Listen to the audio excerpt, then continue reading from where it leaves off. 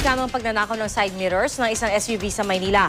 Ayon po sa motoridad, sadyang takaw-nakaw ang mga side mirror dahil madaling maipusit ang ito, kaya't babala po nila sa mga motorista, lagyan po ng dagdag seguridad ang sasakyan.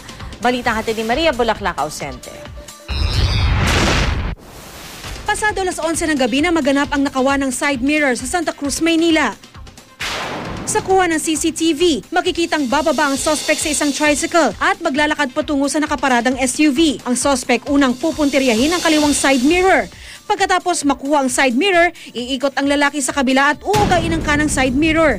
Nang tila hindi matanggal ang kanang side mirror, aalis ang suspect. Pagkatapos ng ilang segundo, muling babalik ang suspect at iikutan ng sasakyan na tila tumitsyempo. At maya-maya pa, ang kanang side mirror pilit na kukuhanin. Matagumpay na may isasagawa ng suspect ang kanyang balak at saka ito tatakbo patungong kanto kung saan naghihintay ang tricycle na siyang gagamitin sa pagtakas. Nasorpresa naman ang may-ari ng sasakyan sa nangyaring nakawan, lalo't may lock umano ang mga side mirror nito. Considering na may lock na siya na stainless, nakakandado na, pero palibasa mga, siguro sanay na sanay talaga silang kunin yun. Sandali lang nila nakukuha. At dahil sa tapat lang ng bahay nakaparada ang sasakyan, kahit papaano'y naging kampante umano ang may-ari na hindi ito mananakawan. Hindi ko na alam kasi kung anong kandado ang ilalagay ko. Siguro iniisip ko, kabit, pag-aalis, pag-uwi, tanggal na lang muna. Para may peace of mind lang ako na hindi na nila makukuha. Ayon naman sa kapulisan, talagang patok sa mga masasamang loob ang side mirrors. Yung pagnanakaw ng side mirror, mabilis ibenta yan eh.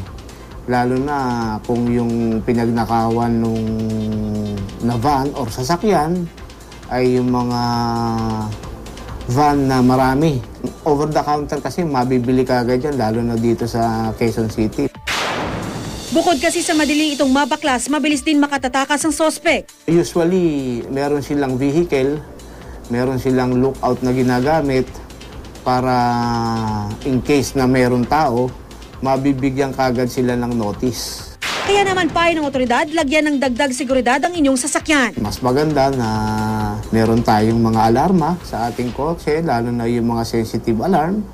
At kapag may nakita tayong ganyan, mga suspicious na tao na pabalik-balik, pagbigay agad natin sa ating kapulisan.